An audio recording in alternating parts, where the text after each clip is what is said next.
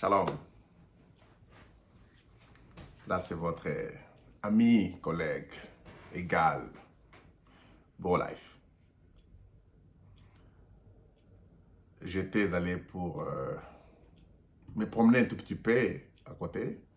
J'étais assis et je sentis que quelque chose en moi me poussait à venir parler sur le mystère des empreintes. Parce que des fois, nous parlons beaucoup sur les empreintes et j'ai comme l'impression, ça c'est mon impression, que certaines personnes ne comprennent pas du tout d'où nous avons tiré ces grands mystères des empreintes. Et avant de commencer à parler sur les empreintes, le mystère des empreintes selon les sceaux, j'aimerais retourner un peu sur quelque chose que nous avons partagé avec des amis dans mon groupe, les groupes de WhatsApp. C'est un groupe très cher là, où il y a de mystérieux. Tous les bros qui sont dedans sont mystérieux. Même ceux qui ne croient pas exactement comme nous qui sont cachés, ils sont mystérieux de toutes les façons parce que pour être dans ce groupe-là, vous devez avoir des nerfs. C'est-à-dire, quand je dis des nerfs, c'est-à-dire vous devez normalement avoir les sceaux en vous, sinon vous n'allez pas résister. Nous parlons des choses que l'œil n'a point vues, les choses que l'oreille n'a point entendues, les choses qui ne sont jamais montées dans le cœur de l'homme. Quand nous parlons des choses-là, des fois les bros viennent avec des choses, quand ils nous parlent, on se dit « Waouh !» Ça c'est tellement merveilleux. C'est le meilleur groupe au monde pour moi. Et j'honore tous les pros dans ces groupes-là. Voilà pourquoi nous ne prenons pas n'importe qui dans ces groupes-là. On peut parler avec vous à côté, en dehors de ce groupe, mais quand vous êtes dans ces groupes-là, vous êtes dans cette catégorie de maîtres puissants et qui comprennent de quoi ils parlent quand ils parlent de ce mystère de Dieu. Et ce sont les gens qui ont les empreintes de sceaux en eux. Alors, nous allons parler des empreintes aujourd'hui. Mais avant de parler de cela, j'aimerais que nous puissions fixer quelque chose par rapport à la vie de Jésus. Beaucoup de gens croient que Jésus, bien sûr, il était un homme ordinaire, il était un homme à 100%, et il était comme toi et moi, et il pouvait manger comme toi, il pouvait faire comme toi, et comme moi, et ainsi de suite. Mais ce n'est pas tellement correct. Il y a une très grande différence entre Jésus et nous. Jésus n'est pas né comme nous. Jésus n'est pas tiré de la poussière de la terre comme Adam qui a été formé. Jésus n'est même pas tiré de la côte d'Adam comme Ève. Jésus, c'est la parole du commencement qui a créé le ciel et la terre, dont la Bible dit que tout ce qui existe, existe par elle et pour elle. Cette parole-là s'est faite chair. C'était Dieu chair. C'était la parole, c'était les logos, c'était la théophanie, c'était Dieu fait chair. Dans la conférence, dans l'éternité, nous nous sommes tous dit que nous n'allons pas porter les théophanies en allant sur la terre. Personne n'avait la théophanie en dehors de lui. Nous étions tous les attributs éternels. Il était le seul fils sorti du Père qui avait la parole. Il n'y avait pas deux paroles, il n'y avait pas trois paroles, il n'y avait qu'une seule parole. Voilà pourquoi on parle d'un seul fils unique. Frère Branham dit le fils de Dieu veut dire le Saint-Esprit. C'est ça les logos. C'est ça la théophanie. C'est ça la parole. C'est ça le fils de Dieu. On dit c'était un fils unique. C'est-à-dire qu'il n'y avait pas d'autre. C'était la seule théophanie unique. Il n'y avait pas d'autre théophanie. Et dans la conférence, on s'est dit que vous allez venir nous racheter. Nous partons entrer dans des corps de péché pour être tentés, avoir l'expérience des mensonges, des tueries et toutes ces choses là-bas, être tentés par le diable et nous allons tomber dans cela. Et souviens-toi, Christ, toi le Fils unique, quand nous allons partir, une fois que nous entrons dans ces corps du péché-là, nous avons la maladie appelée l'amnésie. C'est-à-dire qu'on ne va plus se rappeler, même pas de toi. Mais nous te faisons confiance et nous l'avons programmé de façon qu'il ne puisse pas nous trahir. C'est comme ça que nous avons contourné nos théophanies pour entrer dans les corps du péché afin d'être tentés. La seule personne qui n'avait jamais contourné la théophanie, c'était Jésus, le Fils unique. Du seul Fils unique, il fallait que le grain là, ou la graine qui était le Fils là, tombe en terre pour produire plusieurs fils.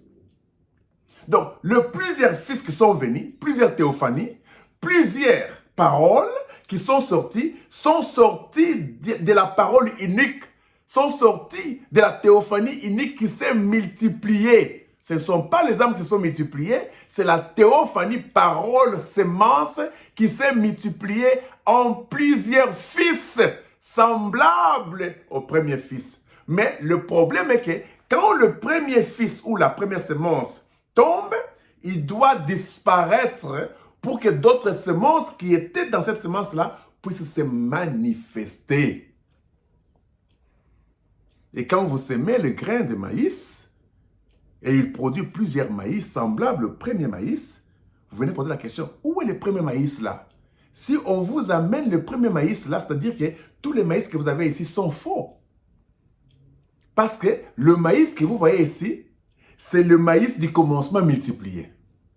C'est pourquoi nous croyons que nous ne verrons pas Jésus, l'homme de Galilée, dans l'éternité, avec cette forme-là. Parce que c'était la seule parole, la seule théophanie qui était tombée en terre pour se multiplier et amener plusieurs théophanies.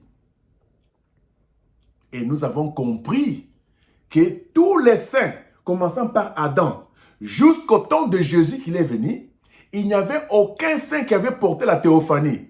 Même Samuel, que Dandor avait vu, dans le vieux manteau, qui était vieux, non? Ce n'était pas sa théophanie. Bon, Manassé a cru à cela, nous avions cru à cela tous avec beaucoup de bros pour dire que la vieille théophanie. La vieille théophanie n'existe pas. Mais c'est l'âme qui vieillissait parce que l'âme prenait la forme du corps qui les contenait. Or, la mort ou la vieillesse, c'est le signe de la mort. Vous comprenez? Alors, le fait que Samuel avait son vieux manteau, la forme du vieux manteau, Adam, Abraham, tous ces gens-là, ils avaient leur vieux manteau. C'est-à-dire qu'ils avaient la forme de la vieillesse qui était le signe de la mort, qui était le signe du péché. Il fallait que Christ vienne pour créer la 6e dimension, qui est le paradis, afin de donner à tous ces gens-là leur théophanie. C'est pourquoi ils ne pouvaient pas aller au ciel, parce que le ciel consiste à la parole. Le ciel consiste à la théophanie. Le ciel consiste au logos. Ils ne pouvaient pas partir au ciel après leur mort. Ils étaient tous dans la 5e dimension, en enfer, dans des pavillons différents. Attendons que Jésus vienne pour créer la 6e dimension. 6e dimension, en termes clairs, veut dire la théophanie. Je pars vous préparer une place. Frère Madame dit, qu'est-ce? Un corps. Ces corps-là, c'est les corps paroles. Voilà pourquoi Samuel était dans son âme, la forme de l'âme qui était vieille. Mais la venue de Jésus, par l'écrit des commandements, cela a rajeuni tout le monde. Et ce qui a rajeuni tout le monde, c'est la parole. C'est pourquoi la parole ne vieillit pas. La théophanie ne vieillit pas. La théophanie ne pêche pas. Comme Samuel avait vieilli, ce n'était pas la théophanie.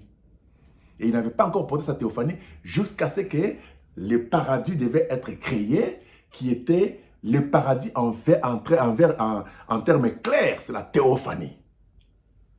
C'est ça le paradis. Le paradis, c'est la parole. C'est une dimension. C'est une condition de vie. Ce n'est pas un lieu géographique où nous serons là-bas. Quand Frère Branham voit ça, c'est une dimension où ce n'est pas un lieu géographique. Good. Maintenant, vous comprenez que cet homme de Jésus-là, quand il est venu sur la terre, il s'est fait la parole faite chair. Le débat, c'était que Jésus ne pouvait pas s'exciter. Jésus ne s'est jamais excité sur la terre. Jésus n'a jamais ressenti l'envie d'une femme. Jésus ne pouvait jamais convoiter. Même quand on dit que Marie l'avait touché aux pieds, mettre les parfums, tout ça, Jésus a senti les sentiments. C'est faux. S'il sentait les sentiments, c'était fini pour lui. Parce que, souvenez-vous que Satan avait tenté Ève dans la matrice de sa pensée. C'est là où Ève avait d'abord conçu. Frère Branham, qu'elle a conçu d'abord dans la matrice de sa pensée, puis l'acte physique a eu lié. Quand vous voulez sortir avec une femme, tout se passe d'abord dans la pensée. Quand vous voulez sortir avec un homme, vous êtes d'abord séduit dans la pensée. Vous tombez d'abord dans la pensée, puis l'acte physique vient.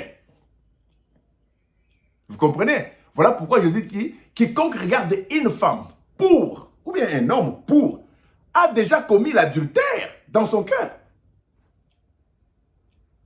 Maintenant, vous pensez que Jésus-Christ pouvait regarder Marie pour coucher avec elle? Vous pensez que Jésus pouvait regarder une femme pour coucher avec elle? Si Jésus s'excite, c'est que dans son cœur déjà, parce qu'avant que votre corps sexuel ou le pénis puisse être excité, cela doit d'abord frapper la pensée. Et une fois frappé la pensée, la manifestation physique vient après. Pour que vous puissiez sentir cela, vous devez premièrement être frappé dans l'esprit. Jésus était la seule personne. Il était pratiquement impossible que Jésus puisse s'exciter à cause d'une seule femme. Ou de n'importe quelle femme. Impossible. Parce qu'il était la parole. Jésus n'avait même pas les spermes comme toi et moi. Non. Tout était parole. Tout était parole. Vous me direz, mais il mangeait comme nous. Mais quand on dit que tout est pur à celui qui est pur, on parlait de Jésus, non? Tout ce que lui touchait là devenait pur. Si vous mangez un poisson, vous êtes impur, ça c'est votre problème. Mais Jésus, parce qu'il était le seul pur, tout ce qu'il touchait comme poisson qu'il mangeait, comme pain qu'il mangeait, comme l'eau qu'il buvait, tout était purifié. Pour accomplir l'écriture qui dit, tout est pur à celui qui est pur. Même Marie, la mère de Jésus, comme étant la deuxième Ève, elle n'avait jamais convoité un homme dans sa pensée. Jamais. Parce que si seulement Marie pouvait même convoiter son mari, Joseph, une seule fois, c'était fini. C'est-à-dire que dans sa pensée, elle est tombée. Elle était une femme couverte par le Saint-Esprit, de façon qu'elle ne puisse pas... La colonne de feu était sur elle. Pour que sa pensée ne soit pas sciée. Quand la colonne de feu vous quitte, vous serez souillé par Satan facilement. Elle était couverte du Saint-Esprit qui était la colonne de feu qui la protégeait afin qu'elle ne puisse pas convoiter. Vous pouvez vous imaginer que son mari, son fiancé, Joseph avait 45 ans. Un veuf qui avait 6 enfants, 2 filles et 4 garçons. Marie avait 17 ans. Joseph 45 ans.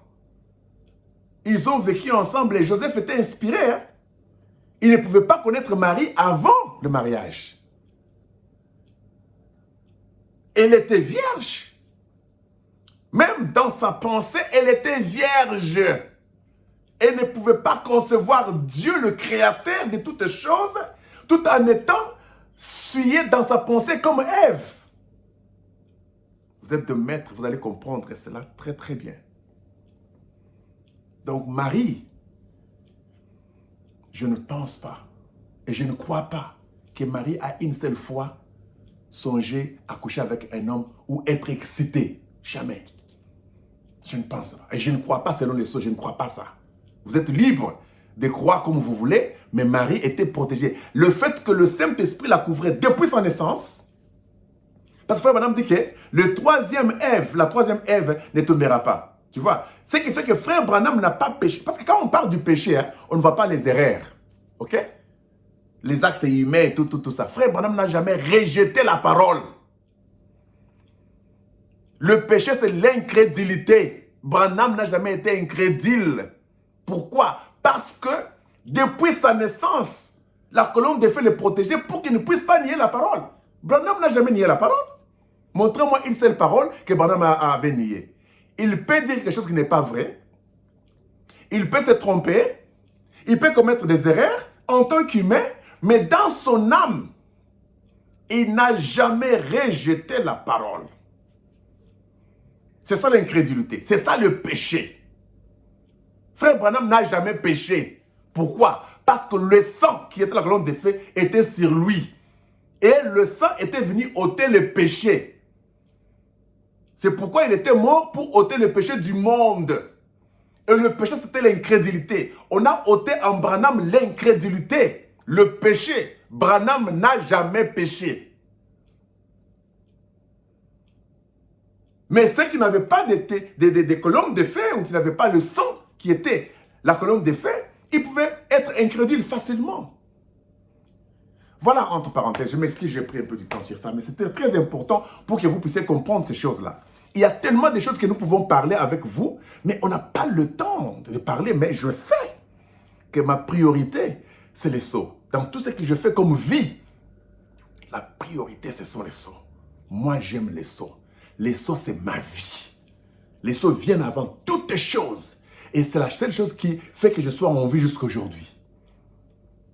J'ai toujours senti cette énergie aux alentours de moi à tout moment. Et c'est l'énergie des empreintes de sceaux qui me protège. Pas le sang de Jésus. Pas la Bible. Pas les brochures. Mais cette énergie réelle. Vous comprenez? C'est la chose là qui nous protège. Vous pensez par exemple, il y a des choses qu'on doit parler, mais que vous ne verrez même pas dans la Bible, on n'a pas parlé de ça. Je vous donne un exemple. Vous savez que Moïse était marié à Séphora. Moïse avait des fils. Vous connaissez l'histoire de son fils, le deuxième fils, non? Quand Moïse voulait mourir et son fils l'a touché aux testicules, tout ça pour les sauver, et ainsi de suite. Vous connaissez l'histoire. Est-ce que la Bible vous a déjà dit que ces enfants-là étaient entrés dans la terre promise ou pas? Séphora était morte au désert ou elle était entrée dans la terre promise? Si les deux enfants de Moïse sont entrés dans la terre promise, pourquoi on n'a pas parlé de leur vie? Pourquoi on n'a pas parlé de leur suite? Parce que ce sont les Lévites. Est-ce qu'Aaron n'avait pas une femme? N'avait pas des enfants? Est-ce qu'on a parlé des enfants d'Aaron? Est-ce que Myriam, leur sœur, a parlé de ça? Vous comprenez un peu l'histoire? Quand on a découvert Moïse qui était caché, le nom de Moïse est donné par la fille la fille des pharaons qui a donné le nom de Moïse qui veut dire tirer des eaux. Mais quand Moïse était baptisé à l'âge de 8 ans, quand on l'a circoncis plutôt, à l'âge de 8 jours, on l'a circoncis. En Israël, quand on vous circoncis à l'âge de 8 jours, on vous donne les noms, non? On vous donne les noms. Au 8e jour. C'est pourquoi nous croyons au nom nouveau que dans le 8e jour. Vous recevez votre nom nouveau, non dans le 7e jour. Comme les gens parlent du 7e jour, Branham, ils ne connaissent pas de quoi ils parlent. Vous recevez les noms nouveaux dans le 8e jour. C'est le 8e jour qu'il y a une circoncision. Le cercle. Une éternité. Mais les noms de la famille de Moïse, c'était Joachim. Joachim. Tu vois? Mais on l'a donné un nom différent de Moïse, tiré de cela. Est-ce que vous pensez que si Moïse était un petit blanc et que la femme, la fille des pharaons, était noire, donc Moïse devait être un petit blanc qui grandit dans la maison des pharaons avec sa mère blanche, parce que c'est sa mère là qui est venue l'allaiter. Mais d'après l'histoire, nous savons que la mère de Moïse enseignait à Moïse la langue hébraïque. Elle enseignait à Moïse la culture des Juifs. C'est pour cela que Moïse connaissait d'où il venait. Moïse connaissait son vrai nom. Tout ça, les sceaux révèlent ça. Nous avons des choses à parler, mais il ne faut pas trop paniquer. Nous allons parler de la vie des fils de Moïse. Nous allons parler de l'histoire. Mais Myriam était mariée, la grande sœur de Moïse. Donc, ce sont des choses qu'il faut connaître. Mais cette généalogie-là de Moïse avec ses enfants-là, on n'a pas parlé. Mais c'est une réalité, ils ont vécu. Donc Moïse, par ses cellules, Moïse est entré littéralement dans la terre promise sous la forme de ses enfants. Parce que ses enfants, c'était une partie de lui. C'est son sang. Le sang de Moïse est entré littéralement dans la terre promise. Mais ce sont d'autres mystères qu'on peut parler que la Bible n'a pas dit, mais nous avons les sceaux pour parler de ça parce que nous sommes les maîtres des circonstances. Alors, parlons un peu des empreintes. Salomon était l'homme le plus sage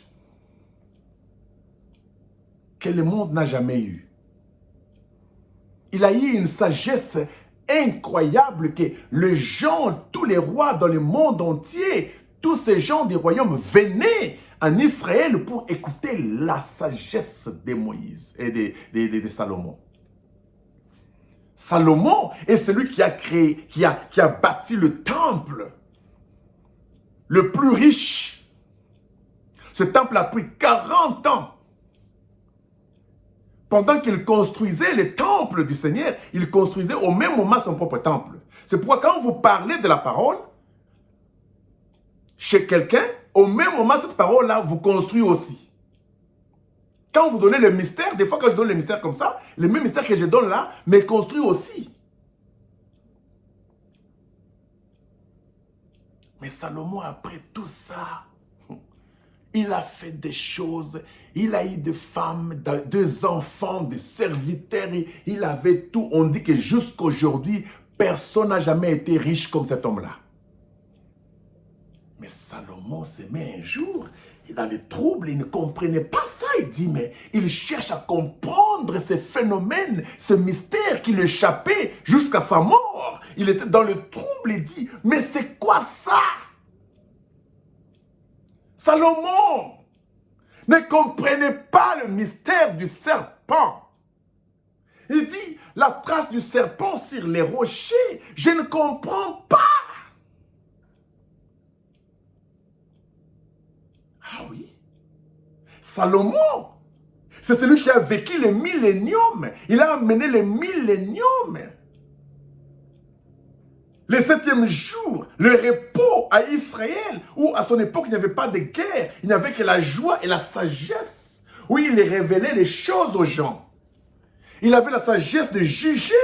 C'était le jour du jugement. Salomon pouvait bien juger. Il était le juge suprême. Mais Salomon ne connaissait pas le mystère du serpent sur les rochers avec ses traces. Il a essayé de comprendre le trace du serpent sur les rochers. Mais la sémence du serpent, comment ça? Je pense que frère Branham, qui était notre Salomon, parce que c'est lui qui a battu le temple du millénium. Tu vois, la colombe des fées en lui a battu le temple du millénium. Le saint des saints, le croyant, parce que le temple n'est pas bâti avec une pierre. Le temple est bâti avec plusieurs pierres. Le nom de l'Éternel est une tour forte. La tour a plusieurs pierres.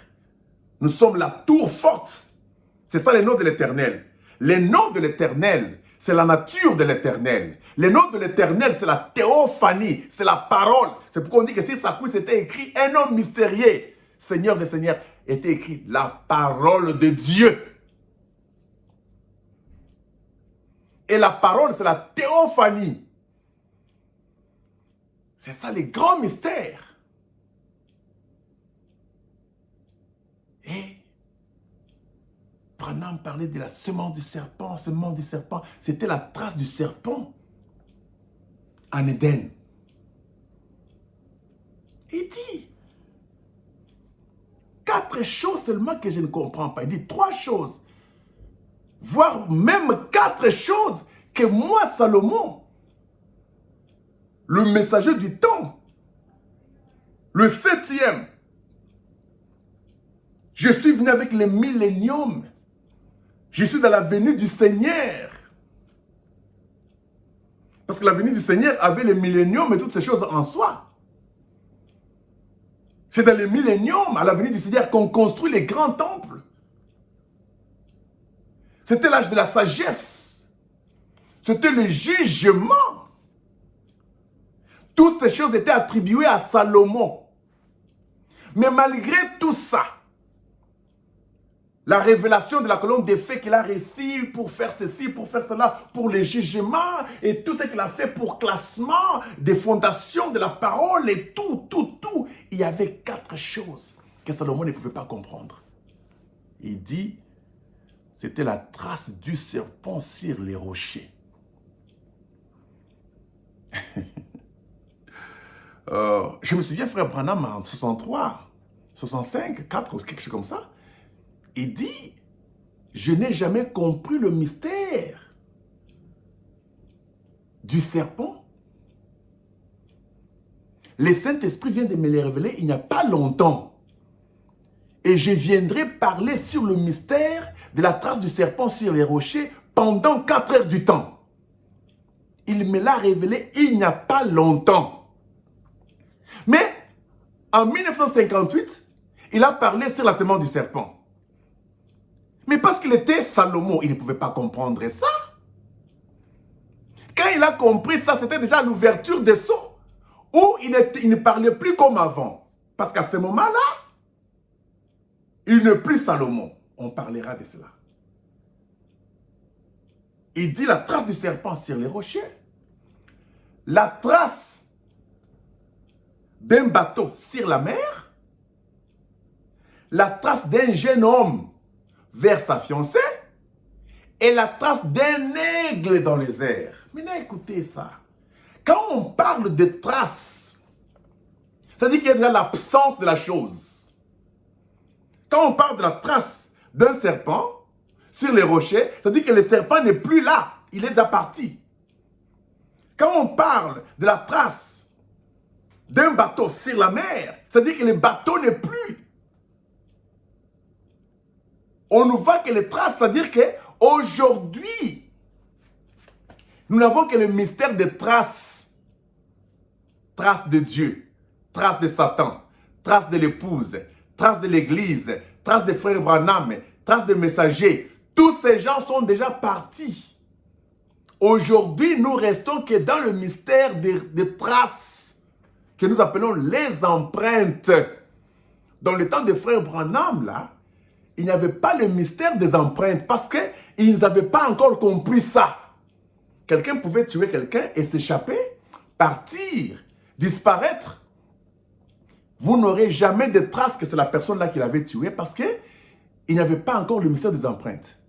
Mais à nos jours aujourd'hui, quand vous allez voler, vous tuez, on va voir les traces, vos fingerprints. C'est-à-dire que vos fingerprints là, vous allez laisser ça, même sur les murs, sur je ne sais pas moi quoi, téléphone quoi, on saura que c'est Bro Life qui était ici. On met ça dans le système, on tape comme ça, ton visage sort, on dit « Oh, c'est telle personne qui a fait ça. » Mais où est-elle? Peut-être que la personne s'est déjà tuée, la personne disparaît, la personne n'est pas là. Mais on a su la personne qui était là. C'est pourquoi Frère Branham disait que s'il y a une génération qui vient après notre génération, cette génération nous dépassera en connaissance.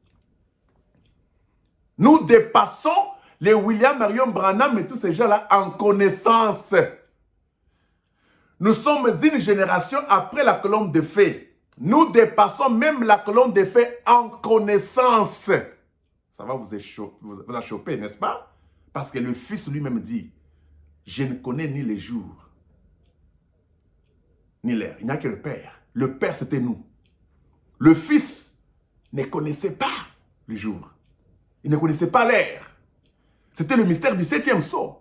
Parce que le mystère du 7e sceau était réservé à quelqu'un d'autre. C'est pourquoi Jésus, quand il est venu, il savait que seul Salomon était le plus grand. Seul Salomon était le plus meilleur roi. Le seul meilleur roi. C'était le top d'Israël. Salomon. C'est pourquoi quand Jésus a parlé du temple, je détruirai ce temple dans un jour, rebâtir dans 3 jours. Les pharisiens ont dit, mais c'est pas possible. Salomon a construit ça pendant 40 ans. Avec quelle richesse? Mais Jésus dit, il y a ici plus que Salomon. L'épouse, c'était Jésus. Il était plus que Salomon.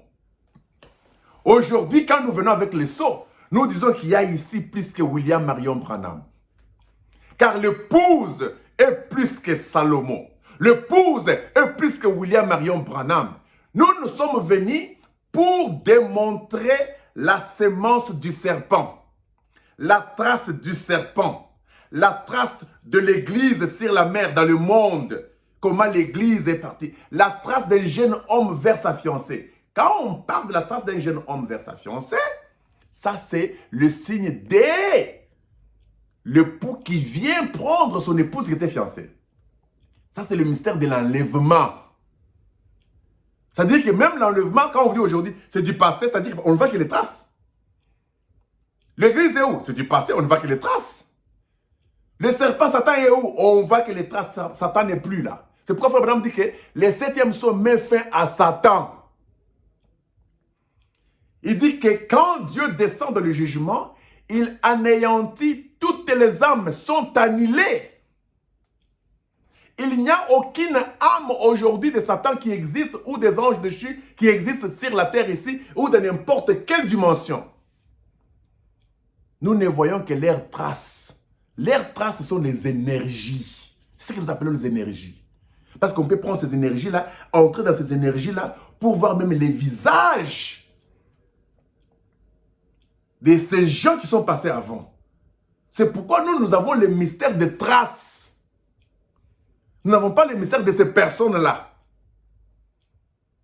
Frère Branham a laissé des traces qui sont les brochures. Il n'est plus là. La colonne des faits a laissé des traces. Les élus, les âmes élus ont laissé des traces. Les âmes déchues ont laissé des traces. Le serpent a laissé ses traces. L'aigle dans les airs, c'était William Marion Branham, non? Donc on a vu seulement les traces, mais l'aigle est où? On voit seulement les traces d'un bateau sur la mer. Où est le bateau? On voit seulement la trace du serpent sur les rochers. Où est le serpent? On voit une trace d'un jeune homme vers sa fiancée. Mais où est le jeune homme? C'est pourquoi tout est dans le 8e jour. Le serpent d'airain. L'aigle. Le bateau qui avait tous les croyants dedans. Les jeunes hommes. Ils sont déjà passés et tout est terminé. C'est pourquoi le 7e sceau mettait fin à toutes choses. Et quand cela s'est passé, ça laissait des traces. C'est pourquoi nous venons avec le mystère des énergies. C'est-à-dire que le trace, là, le mystère des empreintes. C'est pourquoi Frère Branham a dit que avec le temps, la science va découvrir les traces de Jésus. Ces voix qu'il avait parlé comme ça littéralement, ils auront ces voix-là. Ils auront les images de Jésus, traces. Parce que la 4e dimension a gardé toutes les traces possibles, tous les mouvements possibles que l'humain faisait. Et la 6e dimension était au-dessus de la 5e dimension. Nous avons enregistré aussi, nous avons vu tous les mouvements des âmes déchues qui étaient au-dessus de la 4e dimension, parce que ce sont ces âmes-là qui utilisent la 4e dimension aujourd'hui pour faire des télévisions, des fusées, des bombes atomiques et tout ce que vous connaissez là-bas. Et ce sont des âmes de la 5e dimension qui ont utilisé la 4e dimension pour dominer les 3 premières dimensions. Mais cela s'est passé dans la vie normale. Mais une fois que les âmes sont illuminées, annihilées, détruites, leurs empreintes sont restées, leurs énergies. C'est pourquoi j'avais donné un exemple. Je dis que quand quelqu'un a mis le parfum sur son corps, il entre dans un ascenseur, il sort. Quelqu'un d'autre entre, même si vous n'avez pas vu la personne en question qui était dedans, vous allez sentir l'odeur du parfum. Vous allez dire, quelqu'un était ici et quelqu'un a laissé l'odeur du parfum. Donc aujourd'hui, le sceau était ici. Le sceau était ici. Et les sceaux ont laissé l'odeur du parfum. Et quand nous venons, nous sentons ça. Ce parfum est si réel. Ce parfum est une révélation. C'est une onction. C'est une inspiration que nous sentons. Mais on ne peut pas voir ça. Vous ne pouvez pas voir les parfums, vous pouvez les sentir. Et si vous restez là-bas pour un longtemps, cette odeur risque de rester sur vous. Et quand vous sortez, les gens auront l'impression que vous avez les parfums sur vous. Mais la personne qui avait les parfums, ne plus. C'est pourquoi nous, aujourd'hui, nous ne croyons pas qu'il y a le Saint-Esprit sur la terre. Mais les empreintes du Saint-Esprit sont là. Nous ne croyons pas que Dieu est sur la terre. Mais les empreintes de Dieu sont là. Ce sont les traces de l'éternel Dieu sur la terre. Et quand vous voyez les arbres, vous voyez les oiseaux, les poissons, ce sont les empreintes de Dieu. C'est pourquoi on dit que Jésus était l'empreinte de Dieu vivant. Quand vous allez en hébreu, vous allez lire. Paul dit qu'il était l'empreinte de Dieu. Une empreinte vivante en train de marcher. Empreinte. Ce n'était pas Dieu, mais c'était les empreintes de Dieu. Or, les empreintes de Dieu, c'est Dieu lui-même. Vos empreintes, c'est votre présence. C'est pourquoi pour faire votre passeport, pour faire votre identité, on vous demande de mettre vos empreintes là-bas. Quand vous laissez vos empreintes là-bas, c'est votre signature. Même si vous vous éloignez, vous allez très très loin, vous avez laissé vos empreintes, c'est fini, on vous a. Quand Dieu est parti, quand les sceaux sont partis, dans le 8e jour, ils ont laissé les empreintes. C'est pourquoi nous, avec mes égaux, nous les égaux, nous avons l'énergie des sceaux. Les autres ont allé prendre les énergies des églises, les autres sont allés prendre les énergies des francs-maçons, les occultistes, les autres des religieux. Il y a plusieurs empreintes. Mais nous nous sommes focalisés toujours dans les empreintes des sceaux. C'est pourquoi, quoi que vous fassiez, si vous ne nous montrez pas les sceaux ici, nous n'avons pas besoin de vous parce que les sceaux, c'est la seule énergie la plus puissante. Et quand nous venons ici, nous venons dans le temps où nous découvrons les traces. Nous avons compris le mystère de la semence du serpent. Ce n'était pas possible, pas facile à comprendre que la semence du serpent, c'était l'esprit humain. Et plutôt, les serpents, c'était l'esprit humain. Tu comprends? Et que cela s'est passé dans l'esprit. Ce n'était pas facile. On a découvert, Satan s'est étonné, il dit, waouh! Ces gens m'ont eu. Nous avons eu ces empreintes. Mais pas lui. Parce que lui, le 7e sceau avait mis fin en lui. La venue physique. Sans le sang, sans l'eau, mais physique par la théophanie, avait mis fin à Satan. C'est ce que les sceaux disent. Donc nous ne vivons pas par la vue, nous vivons par la foi, c'est-à-dire nous vivons par la révélation. Quand la révélation dit que Satan est terminé, a pris fin, nous disons Amen. Quand la révélation dit que toutes les âmes sont anéanties, nous disons Amen. Quand la révélation dit l'Esprit de Dieu a quitté la terre, nous disons Amen. Quand la révélation dit que partout il n'y a que les kabodes, c'est l'enfer. Où il n'y a que les wou. C'est-à-dire que ce sont les énergies qui sont restées là-bas en train de monter, descendre. Ce sont des énergies. Quand on parle des énergies, c'est-à-dire que quelque chose qui s'est déjà passé, mais qui a laissé des traces. C'est comme un film, non? On continue à voir des films de Elvis Presley, on voit les films de Bruce Lee, mais ce sont leurs empreintes. Mais ils sont déjà morts, ils sont déjà disparus. On ne peut pas même les voir. Donc il y a des corps qui circulent partout ici, des empreintes, parce que quand on parle d'empreintes, on ne parle pas d'une imagination. Ce sont des corps réels.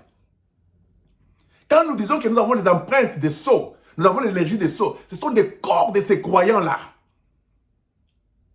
Leurs empreintes, c'est leur présence. Je sens la présence de milliards.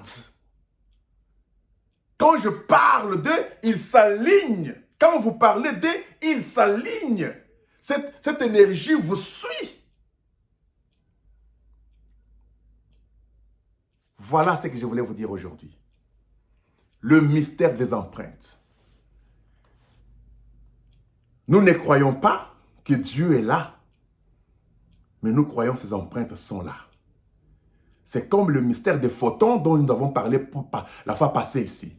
Que les Russes ont découvert que quand on a mis le DNA, qui était les ADN, dans une bouteille où il y avait le particule de la lumière, parce que le monde existe par les particules de la lumière. Tout est particule de la lumière. Je suis particule de la lumière. Les oiseaux, les arbres, l'eau, tout ce que vous voyez qui existe, qui est visible, ce sont les particules de la lumière du Big Bang.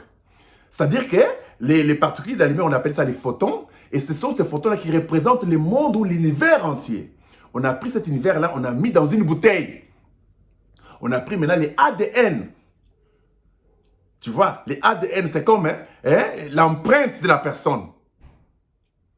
On a mis ça, les ADN là. C'est la personne en question plutôt. La personne, on a mis dedans. On a vu que tous les particules de la lumière sont sortis, sont venus tous autour des ADN là. Ils ont compris que l'homme est le maître de l'humanité. Regarde comment toute l'humanité, l'univers est venu autour de l'homme pour l'adorer. Ils ont dit, enlevons maintenant ces ADN ici dans la bouteille pour voir la réaction de l'humanité, de l'univers, si ça va changer. Quand ils ont enlevé ça, ils disent que la chose la plus miraculeuse, c'est de voir que les particules de la lumière tournaient toujours de la même façon, comme si les ADN étaient dedans. Pour Life a compris que non. Une fois que les ADN étaient dedans sortis, les ADN a laissé ses traces. Les ADN a laissé son énergie. Et l'univers, au travers de l'énergie de l'ADN là, continue toujours à tourner comme si les ADN étaient présents, mais en réalité, les ADN s'étaient déjà retirés de la terre, retirés de la bouteille. Dieu retiré de la terre. Regardez un peu le monde aujourd'hui. Les gens s'entretuent, tous les mal existent aujourd'hui. Il n'y a pas la présence de Dieu. Mais Dieu a laissé ses traces. Voilà pourquoi le soleil se couche le matin, et se lève le matin, se couche le soir. La lune apparaît comme d'habitude, les étoiles, c'est la nuit, c'est le jour. Les gens partent au travail, ils font les enfants comme d'habitude. L'univers continue à être. C'est pourquoi il dit que l'Église continuera toujours à prier, à aller à l'église, à faire des rières. Et cependant qu'en réalité, la grâce de Dieu sera retirée totalement de l'église et l'église sera totalement dépourvue des miséricordes de Dieu. Vous comprenez? C'est ça l'ikabod. Quand Dieu a créé les lieux très saints, il est entré en Jésus-Christ, les pharisiens allaient toujours adorer, sachant que Dieu était dans les lieux très saints. Mais c'était l'ikabod, Dieu avait quitté. Mais tous ceux qui étaient dans les lieux très saints là, les chérubins qu'on avait formés, tout ça, c'est comme si Dieu était toujours là. Mais en réalité, Dieu était déjà absent. Grand shalom. C'était Beau Life. Donc, je voulais parler, beaucoup insister sur le mystère des empreintes. Nous n'avons pas la véritable parole, mais nous avons les empreintes de la parole. Nous n'avons pas les sceaux tels que c'était descendu en 63, où la nuée est descendue et entrée en frère Branham, où il était en contact personnel pour révéler les sceaux au travers de son corps, c'est-à-dire sa bouche. Cette grande nuée-là a laissé les empreintes, ces traces. Cette grande nuée vit dans le 8e jour maintenant, dans la nouvelle terre, où nous ne pouvons plus arriver, c'est pratiquement impossible. Mais nous sommes restés avec cette énergie-là. Ici, il y a plus que Salomon. Ici, il y a plus que William Marion Branham. Si une génération vient après nous, cette génération nous dépassera en connaissance. Nous venons avec un langage très clair comme la mer de cristal. Je vous aime beaucoup. Je dois m'arrêter par là. Et vous devez comprendre, en tant que maître, le reste des choses. Voilà le mystère des empreintes. Nous avons les empreintes de Moïse, les empreintes de Jésus, de Jean-Baptiste. Tous ceux qui étaient dans la lignée des croyants sont en nous. Nous sommes cette chaîne de télévision-là. Quand on ouvre toutes ces empreintes-là, les films-là passent en nous. C'est pourquoi nous avons les films de Moïse tout entiers par les sceaux. Je peux parler de la vie de Moïse, même ce que la Bible n'a pas dit. Parce que c'est une réalité que Moïse avait une femme, des enfants, ces enfants ont issu des enfants, mais la Bible n'a pas tout écrit. Mais dans les empreintes, tout c'est là. La vie de Jésus, tout c'est dedans. Si on pouvait écrire la vie de Jésus, personne ne pouvait résister. C'était tellement beaucoup. Mais tout ce qu'on n'a pas écrit là, c'est en nous. C'est pourquoi il dit que j'écrirai mes paroles dans vos cœurs. Nous avons les empreintes des sceaux. Pas de la Bible seulement, pas des brochures seulement, mais de l'intérieur, là, c'est là où nous creusons. On enlève un peu la poussière sur les rochers. On voit que les serpents étaient passés par ici. Mais avec vos yeux ici, vous n'allez pas voir les empreintes. Avec vos touchés, vous n'allez pas. Ce n'est pas quelque chose qui appartient à la vue ou à l'oreille ici. C'est dimensionnel. Les empreintes, c'est un mystère dimensionnel qui n'est pas à l'œil nu. Heureux ceux qui croient et sans voir, c'est nous ici. Grand shalom. Restez pro-life.